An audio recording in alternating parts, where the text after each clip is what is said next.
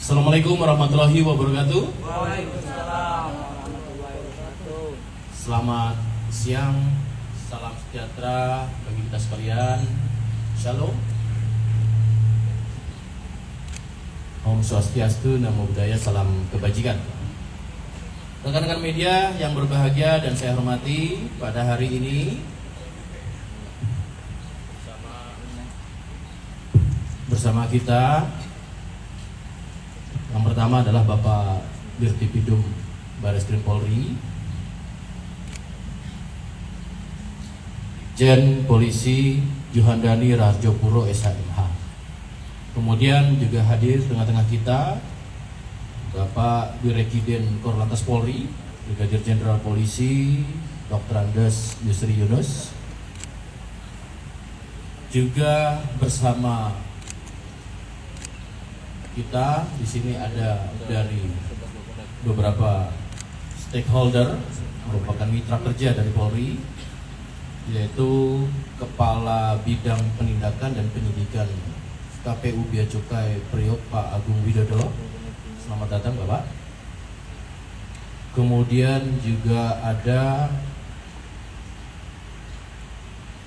Kepala Subdit Rektorat Kejahatan Lintas Negara Bapak Sony Surahman Ramli MH, dan SES NCB Interpol Brigadir Jenderal Polisi Dr. Untung Widiatmoko SIK MH, serta Pak Kasubdit 3.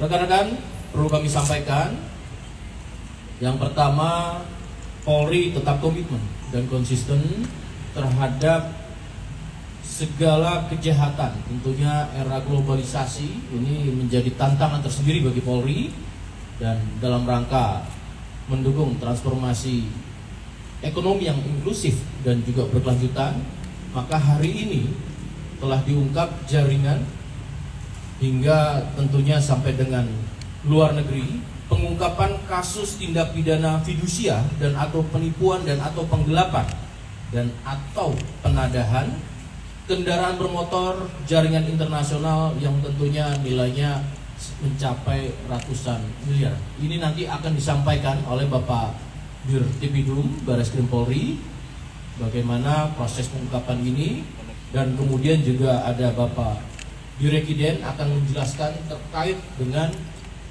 kendaraan yang nanti rekan-rekan media bisa lihat. Untuk waktu kami persilakan lebih dahulu kepada Bapak Dirtipidum Bareskrim Polri. Silakan Bapak.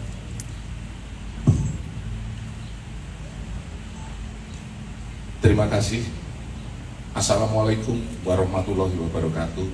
Selamat siang dan salam sejahtera buat kita semua. Om Swastiastu, Namo Buddhaya, salam kebajikan. Yang kami hormati Karopenmas, yang kami hormati Direkiden SES NCB, serta rekan-rekan mitra kerja kami dari Dijen Bea Cukai. Untuk mempersingkat waktu, kami akan menyampaikan hasil yang telah dicapai oleh kepolisian dalam hari ini Direktorat Tindak Pidana Umum Bareskrim Polri, di mana dan atau penipuan atau penggelapan dan penadahan, di mana kita melaksanakan ini juga terkait dengan kebijakan Bapak Presiden, di mana Bapak Presiden menyerukan agar negara ASEAN harus selalu siap menghadapi tantangan, termasuk tantangan terkait pemberantasan kejahatan transnasional yang menjadi ancaman serius bagi keamanan dan stabilitas kawasan. Kemudian Bapak Kapolri juga terus menggencarkan ataupun memerintahkan kepada jajaran untuk selalu melaksanakan upaya-upaya terkait berbagai pengungkapan beberapa kasus yang terjadi, yaitu kejahatan transnasional, di mana ini menjadi musuh kita bersama demi stabilitas ekonomi bagi bangsa dan negara. Kami sampaikan bahwa Bareskrim Polri telah mengungkap tindak pidana fidusia, di mana termaktub dalam laporan polisi LPB B nomor 38 bulan 1 2024 SPKT Baris Krim Polri tanggal 29 Januari 2024, di mana dalam kegiatan pengungkapan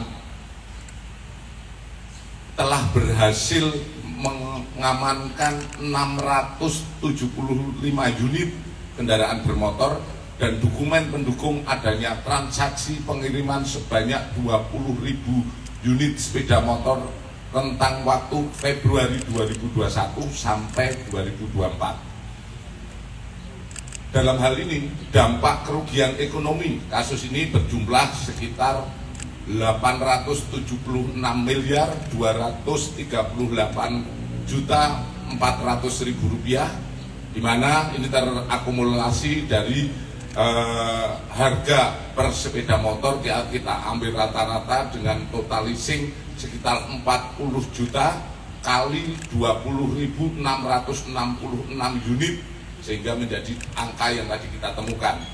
Di samping itu, kita melakukan akumulasi potensi kerugian negara nilai pajak per sepeda motor, yaitu kita ambil rata-rata 800.000 kali 266, yaitu sekitar 49.598.400.000. Kami ulangi, 49.598.400.000. Pengungkapan tindak pidana fidusia dan penipuan ataupun penggelapan ini ditemukan di 6 TKP, yaitu di Provinsi Jakarta, Jawa Barat, dan Jawa Tengah, di mana 5 negara ekspor yaitu Vietnam, Rusia, Hong Kong, Taiwan, dan Nigeria, dengan rincian sebagai berikut. 1.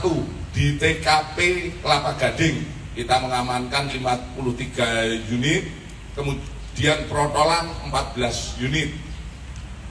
Di TKP Pelabuhan Tanjung Priok kita mengamankan 210 unit. Di TKP Padalarang, Jawa Barat kita amankan sepeda motor 24 unit. Di TKP Kabupaten Bandung, Jawa Barat kita temukan 95 unit, pretelan 180 unit, dan mobil 1 unit.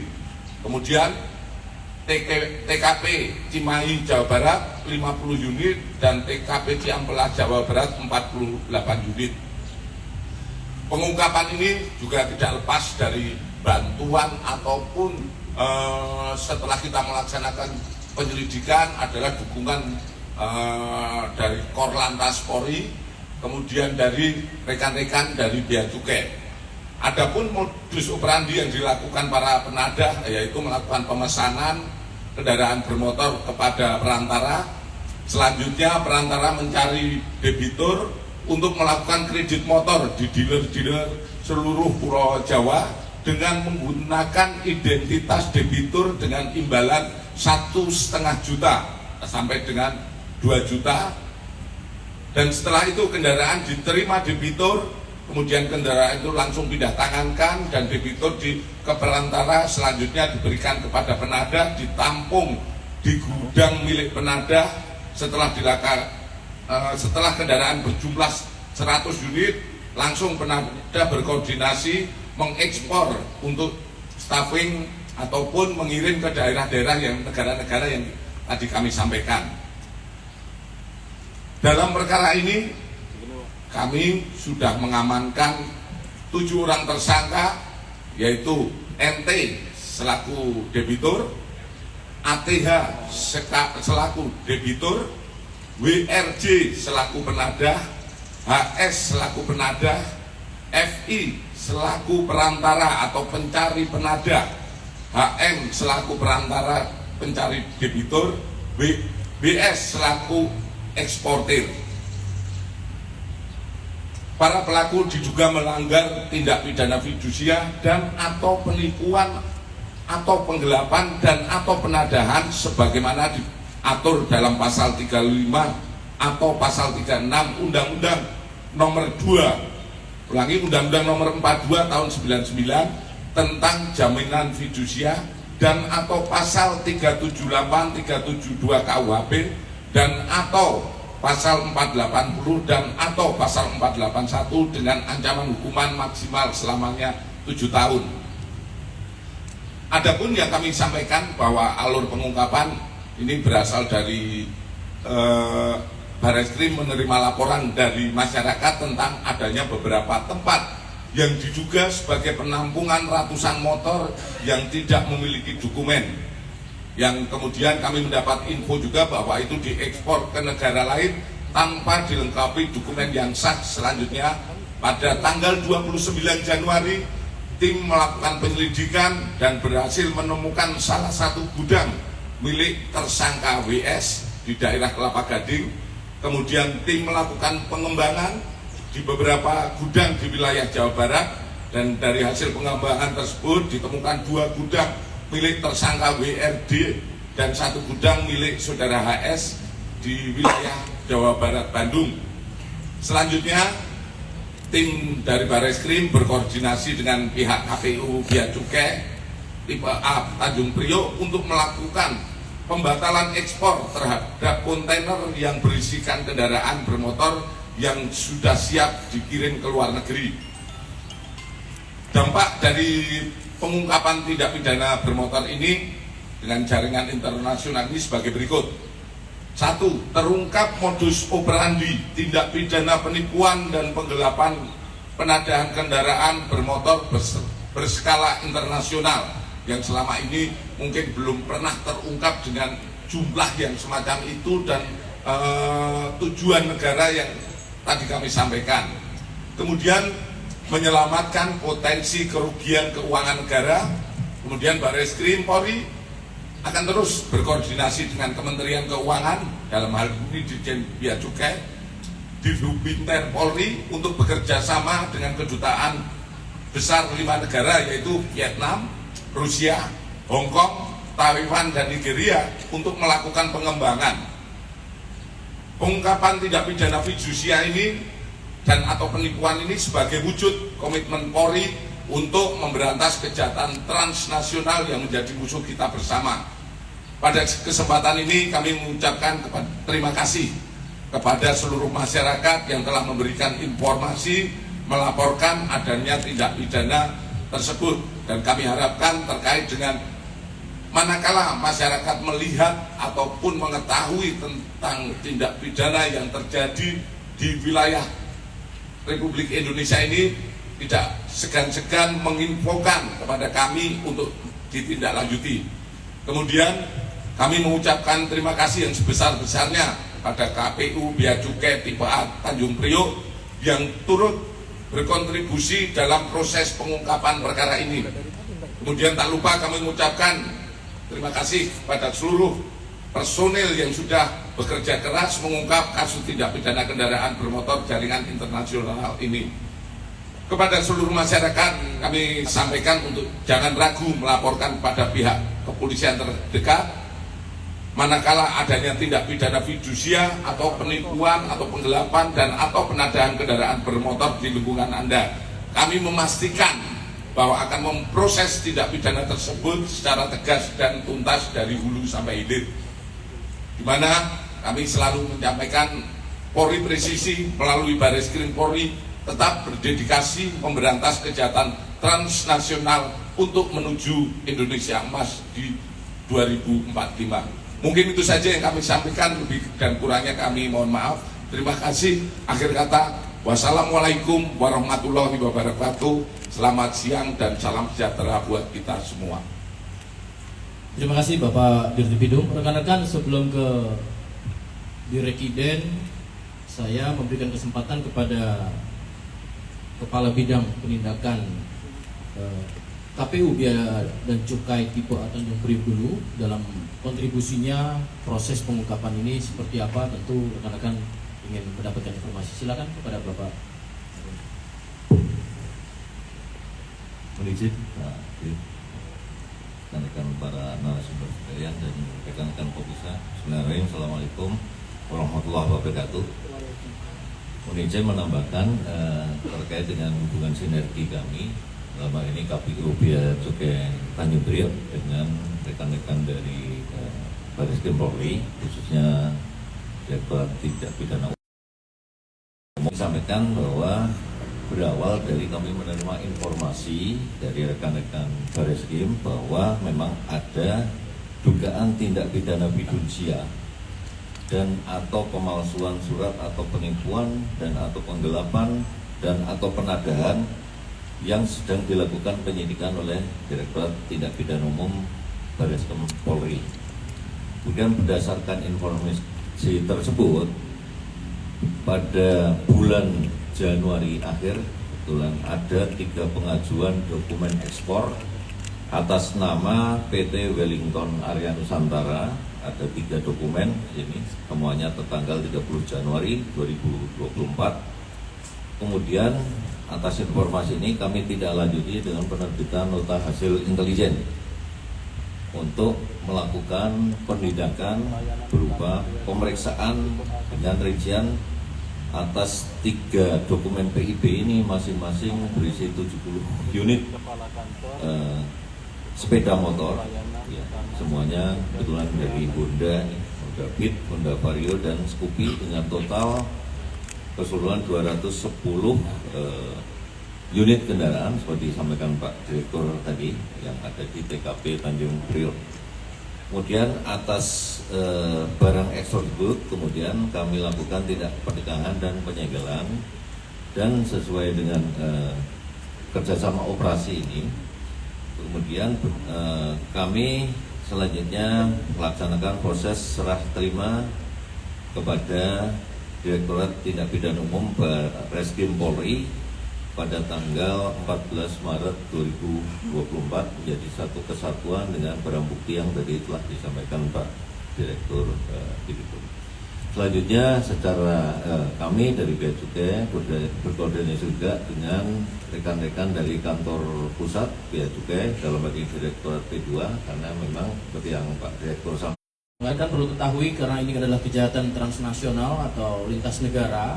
Maka kami sebelum ke Dirjen, mohon izin Bapak, kami memberikan kesempatan kepada SES NCB Interpol dan nanti juga dari Kepala Subdit Rektorat Kejahatan Lintas Negara Pak Sony memberikan penjelasan karena ini ada beberapa negara yang disebutkan oleh Pak Dirtipidum, tentunya kita membutuhkan informasi tersebut. Silakan kepada Bapak SES NCB Interpol. Terima kasih Pak Karopenum atas Pak Karopenmas atas kesempatannya. Kami dari Dipubinter Polri, terutama kami koordinasi dengan kantor pusat kami di Lyon, Perancis untuk penerbitan notis terhadap beberapa yang masih DPO. Tentunya kami mintakan kepada Direktorat Tindak Pidana Umum dan kami melakukan koordinasi ke 5 negara yang sudah disebutkan oleh Pak Dir, baik ke Hong Kong, Taiwan, dan Nigeria untuk melakukan tindakan hukum terhadap pelaku-pelakunya dan di mana kendaraan-kendaraan tersebut didistribusikan atau dikirim. Kami melakukan langkah-langkah sebagaimana kerjasama yang terbangun di bawah payung Interpol, International Police. Selanjutnya kami tetap menunggu dari pihak Ditipidum Mabes Polri, Bareskrim Polri untuk melakukan upaya-upaya penegakan hukum terhadap pelakunya maupun terhadap barang buktinya. Terima kasih. Terima kasih Pak SES NCB Interpol. Kepada Pak Sony, kami silakan. Terima kasih Pak Karopenmas. Mohon izin Pak Direktur menambahkan bahwa kami dari Direktorat Penindakan dan Penyidikan Direktorat Jenderal Bea dan Cukai Subdit Kejahatan Lintas Negara bersama ini mendukung proses penyidikan yang dilakukan oleh Direktorat Tindak Pidana Umum Bareskrim Polri, dan kami tetap bekerja sama, bersinergi bersama dengan di Idum Bareskrim Polri dan juga dengan kami juga berterima kasih atas sinergi dan kerjasama yang dilakukan terutama dengan penyelamatan potensi penerimaan perpajakan dari kendaraan bermotor tersebut. Itu yang bisa ditambahkan. Terima kasih. Terima kasih Pak Sony. Rekan-rekan, kita ketahui sebanyak 675 unit saat ini ada barang bukti kendaraan bermotor, dan kemudian adanya temuan dokumen pendukung adanya transaksi pengiriman sebanyak 20.000 unit kurang lebih sepeda motor tentang waktu Februari 2021 sampai dengan Januari 2024 yang dijelaskan Pak Dirtipidum. Tentu kita butuh penjelasan terkait kendaraan tersebut, dan kemudian juga ini memiliki akses tersendiri, maka kepada Pak Dirjen Korlantas Polri kami persilakan Bapak untuk memberi informasi. Terima kasih. Bismillahirrahmanirrahim. Assalamualaikum warahmatullahi wabarakatuh. Yang saya hormati Pak Dirtipidum, rekan-rekan dari Bea Cukai, sesuai sini, Karopen Mas, Sikitai, teman-teman wartawan semuanya. Memang saya buka saja bahwa satu kemudahan mendapatkan kendaraan bermotor di Indonesia ini. Kemarin saya sudah koordinasi dengan asosiasi leasing APPI. Data yang ada sekarang ini bahwa memang 70% kendaraan baru itu semuanya dengan leasing. Kenapa? Di sini dikasih kemudahan. Ya, dengan kemudahan inilah kemudian kita bisa saja motor ini sangat gampang sekali. Kami sedang menyusun dengan teman-teman APPI dan juga OJK untuk bisa bagaimana kita mengantisipasi hal-hal seperti fidusia ini terjadi. Kami sedang merancang. Yang bisa kami bantu dengan teman-teman di Dirtipidum adalah kami punya database namanya elektronik registrasi identifikasi. Jadi semuanya masuk ke dalam database kami. Nah ini yang kemudian bisa membantu untuk pengungkapan seperti ini. Saya tidak banyak ini bahwa memang perlu ada kebijakan dari pemerintah, dari OJK untuk bisa memudahkan, jangan terlalu gampang sekali untuk bisa orang mendapatkan kendaraan, sehingga ini bisa dijadikan modus. Dengan uang sekian ratus ribu saja sudah bisa membawa motor ke rumah. Makanya perlu ada satu regulasi yang pasti lagi untuk bisa membuat nggak terlalu gampang sekali ya mendapatkan kendaraan. Ini yang penting. Karena 70% ini semua kendaraan baru itu pasti melewati leasing di Indonesia ini. Makanya ini tidak akan bisa berhenti terus. Mereka akan bermain dengan modus yang sama. Nah, perlu kita lakukan satu langkah ke depan untuk koordinasi yang baik untuk bisa menghindari kejahatan seperti ini. Tetapi apresiasi saya sampaikan ke teman-teman Dirtipidum bisa mengungkap ya 675 bersama teman-teman dari Bea Cukai ya, dari CB ini kita harus bersama-sama semua, karena di tahun 2021 sampai 2024 ini cukup banyak sekali telah diungkap oleh teman-teman Dirtipidum Baris Krim Polri, sudah 20.000 lebih. Apakah masih ada yang lolos ya? Ini terus harus kita lakukan satu penyaringan untuk bisa jangan sampai terjadi hal-hal ini bergeser ke sana. Ya. Sangat seksi sekali di Indonesia ini untuk kendaraan melalui leasing. Ini mungkin tambahan dari saya untuk teman-teman semuanya. Nanti silakan yang mau tanyakan silakan. Terima kasih. Assalamualaikum warahmatullahi wabarakatuh. Waalaikumsalam warahmatullahi wabarakatuh. Terima kasih Bapak Dirjen Korlantas Polri. Rekan-rekan, sesi saat ini sesi pertanyaan. Saya bagi satu sesi 3 pertanyaan dulu supaya lebih fokus. Silakan pertama info. Nanti selanjutnya Mbak Ayu, Mbak Dian. Iya Pak, izin Pak mau tanya. Kait tadi kan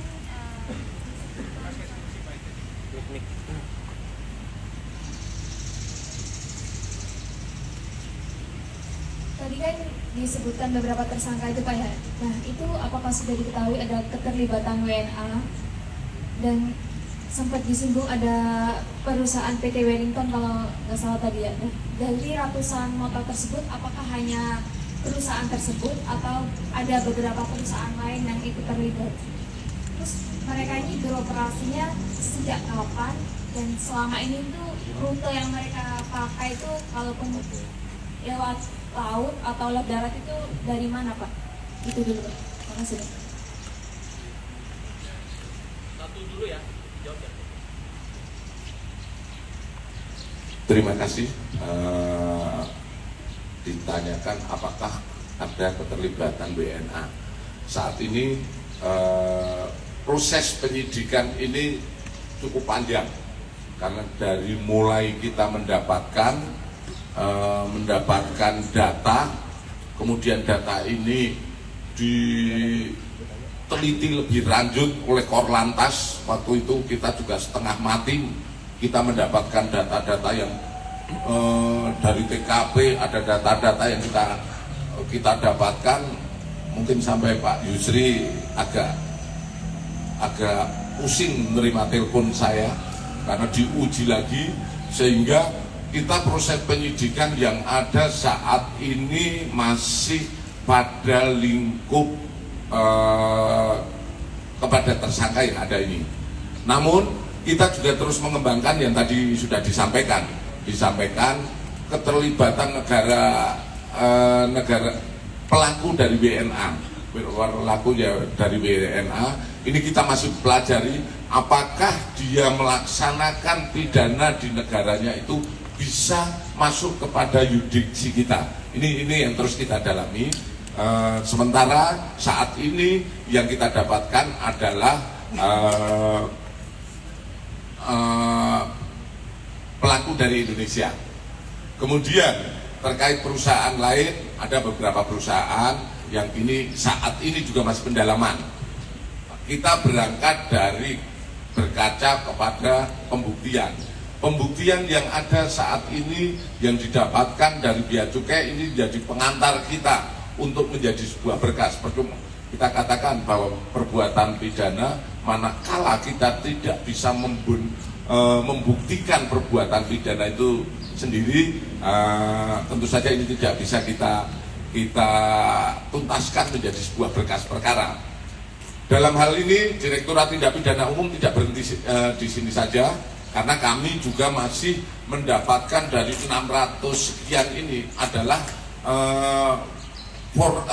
material yang kita dapatkan, dan material yang kita dapatkan ini tidak kepada satu perusahaan, ada beberapa perusahaan yang mana apakah ini dikirim keluar dengan modus-modus semacam ini sedang kita kembangkan, dan saya yakin bahwa perkara ini akan terus berkembang kepada pelaku-pelaku lain. Kemudian dari 2021 sampai dengan sekarang hasil pemeriksaan kita ini semuanya melalui jalur laut, dan negara-negara itu adalah negara-negara yang kita dapatkan hasil penyelidikan ataupun penyidikan yang kita dapatkan selama 2021 sampai dengan saat ini. Ya. Jalur lautnya itu lewat pelabuhan mana Pak? Secara umum mereka pakai untuk kasus serupa itu? Pintunya banyak sekali. Indonesia pintunya banyak sekali.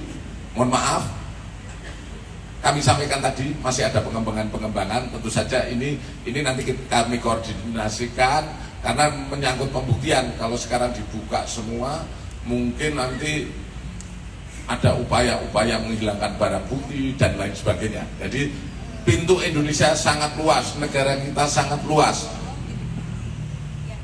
Mungkin rekan-rekan juga melihat kemarin yang dilaksanakan oleh Polda Metro, Polda Jawa Timur terkait pengungkapan seperti itu contohnya.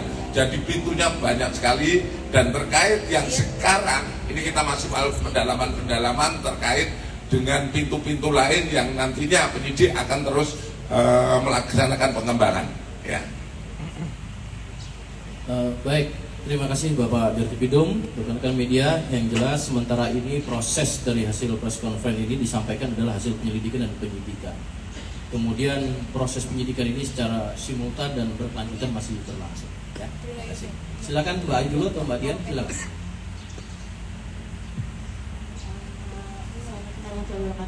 Saya Dian dari Gandra, mau menanyakan penegasan aja sebenarnya. Jadi dalam kasus ini berapa orang yang telah ditetapkan sebagai tersangka dan berapa orang yang sudah ditangkap oleh Barreskrim. Lalu kan tadi disinggung soal adanya DPO kan. Nah, apakah dalam kasus ini adanya DPO, mengingat bahwa tadi kan sebenarnya katanya awalnya tuh 7 tersangka, lalu di depan kan hanya ada 3, apakah 4-nya DPO atau seperti apa? Gitu aja sih Pak, apakah DPO-nya itu berada di luar negeri atau gimana, gitu aja. Terima kasih. Assalamualaikum warahmatullahi wabarakatuh. Terima kasih. Pak Dirti dulu. Terima kasih. Pada kesempatan ini kami menyampaikan bahwa saat ini ada beberapa orang DPO-nya berapa?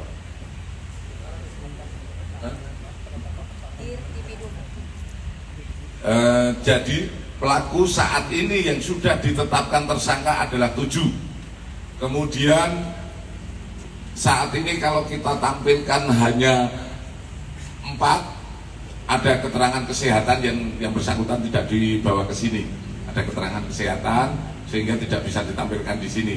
Kemudian terkait DPO, kita jangan sampai salah, karena sekarang kita juga sangat hati-hati. Kemudian kita sudah memanggil para orang yang sudah bisa kita tingkatkan jadi tersangka, namun saat ini belum kita dapatkan. Itu ada beberapa orang, khususnya beberapa orang, 3 atau 4 orang yang sebagai pemetik. Ini tentu saja akan berkembang. 3-4 orang pemetik ini sudah kita panggil berapa kali ke rumahnya, tapi belum kita dapatkan. Nanti tentu saja prosesnya nanti setelah itu akan kita gelarkan. Apakah dia dengan yang ada ini bisa kita naikkan tersangka dan kita jadikan DPO, gitu. Terima kasih. Ya. Belum ada. Tapi calon tersangka sudah kami siapkan. Nah. Jadi itu ya, masih secara simultan berkesinambungan, proses ini masih berjalan. Satu lagi. Izin Mbak, saya Ayu dari Tirto. Mau tanya, ada beberapa hal yang perlu saya tegaskan sama yang pertama itu terkait dengan tadi kan disebutin kerugiannya dengan Pak Dian gitu. Itu sebenarnya pelaku ini mengekspor kendaraan-kendaraan ini di atas harga dari yang standar di dalam negeri atau gimana, dan keuntungan mereka itu sejauh ini kira-kira berapa. Terus yang kedua terkait dengan surat-surat dari kendaraannya Pak Dian ini, mereka menjual no paper atau memang mereka itu mengubah dari sebenarnya misalkan platnya B berapa terus jadi B berapa gitu, atau diubah, atau memang no paper gitu. Terima kasih. Saya jawab dulu tentang perhitungan keuntungan bagi pelaku. Dari pelaku rata-rata dia mengeluarkan sekitar 5-8 juta untuk 1 unit motor. Untuk dijualnya di luar negeri tentu saja akan mengikuti standar di mana negara itu harga nilai standar yang ada di luar negeri. Itulah keuntungan mereka. Dan saya yakin dengan semacam itu, yang jelas harga motor 40 sekian, 30 sampai 40 sekian, dia hanya mengeluarkan uang paling 5 juta sampai 8 juta. Ini sudah keuntungan. Kerugian leasing ini adalah keuntungan mereka. Di samping itu adalah keuntungan mereka di luar negeri. Tentu ada ini menjadi sebuah keuntungan ataupun bisnis salah yang menggiurkan.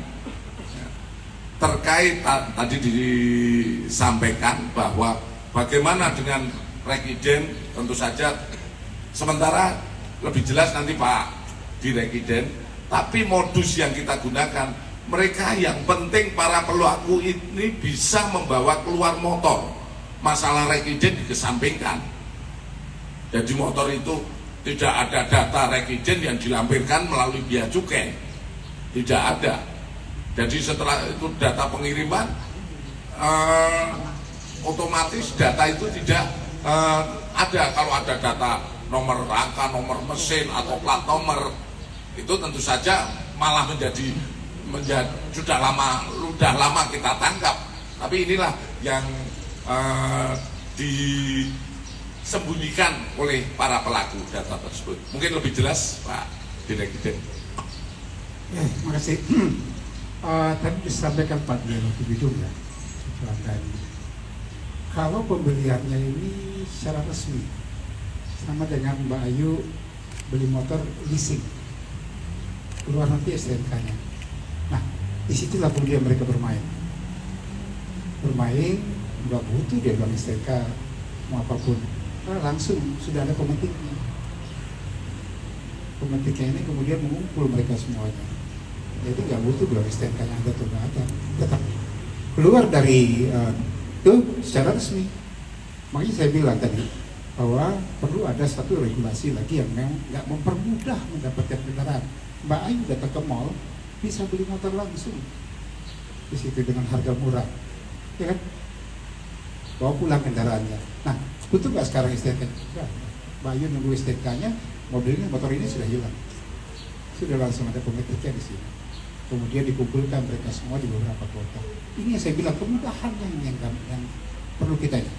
Saya kemarin sudah berkoordinasi dengan asosiasi leasing ya, APPI, untuk bagaimana coba terjadi satu kemudahan untuk mendapatkan kendaraan, karena ini akan jadi modus terus nantinya.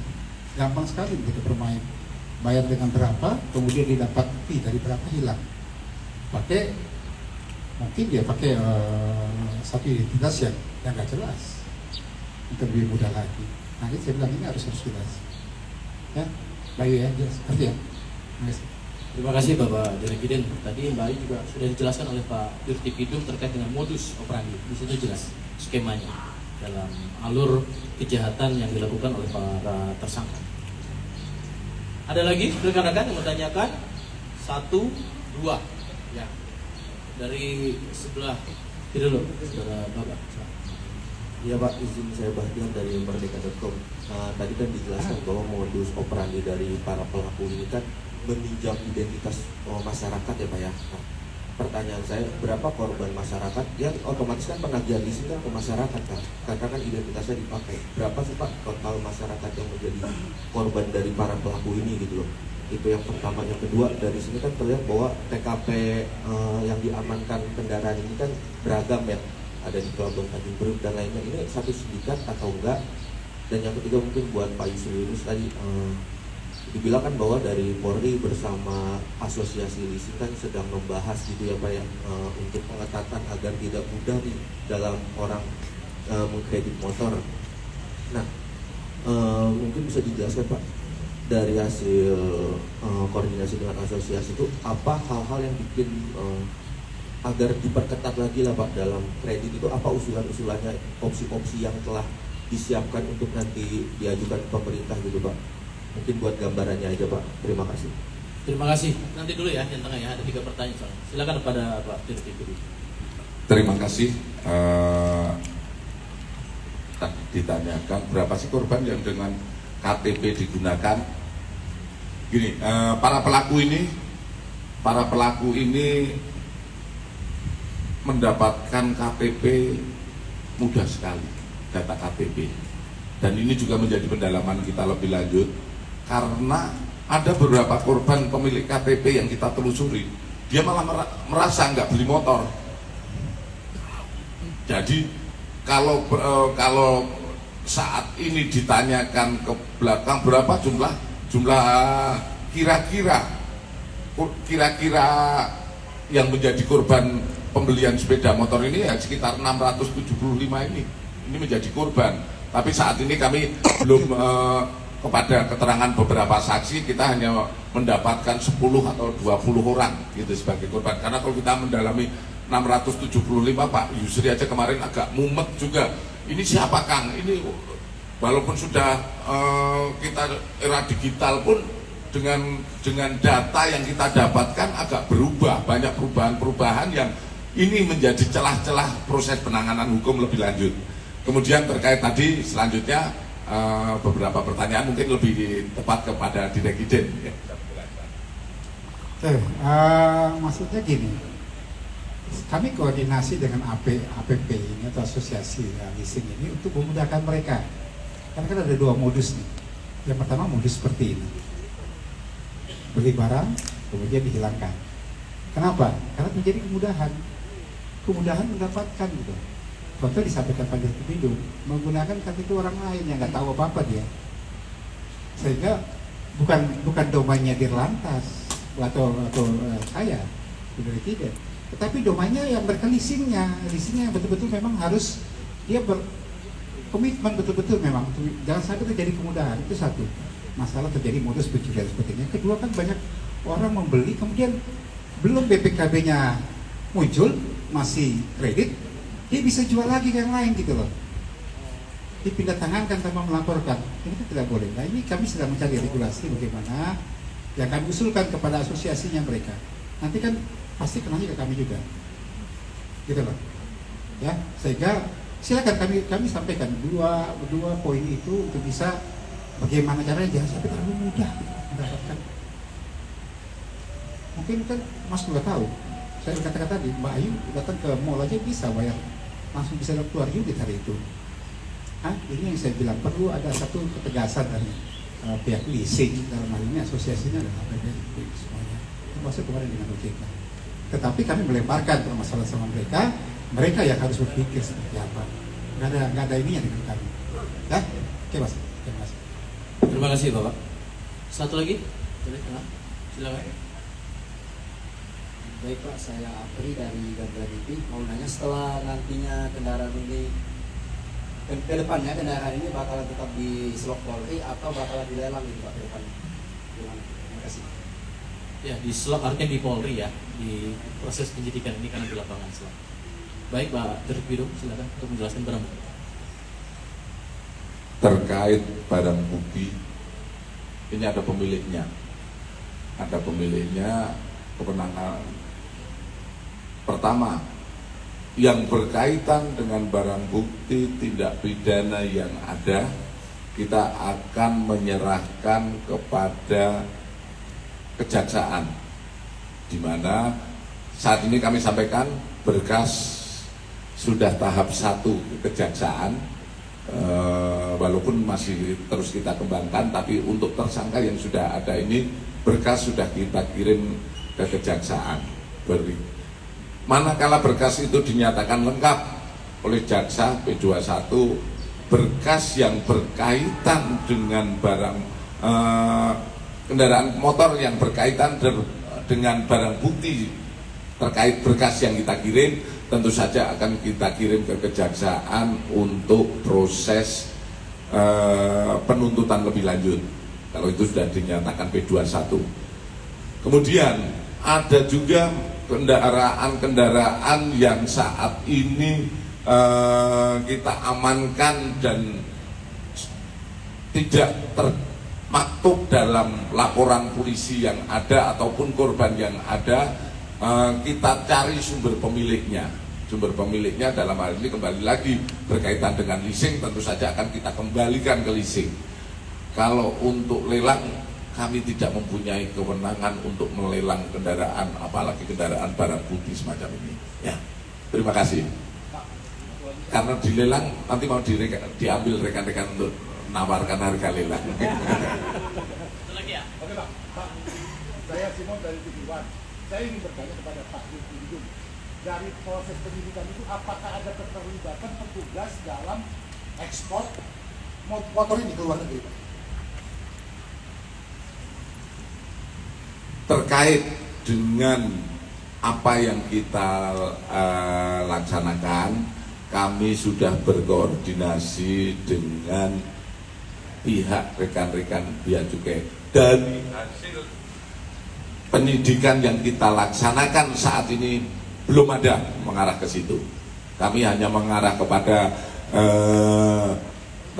terkait dengan pelaku-pelaku yang langsung melaksanakan.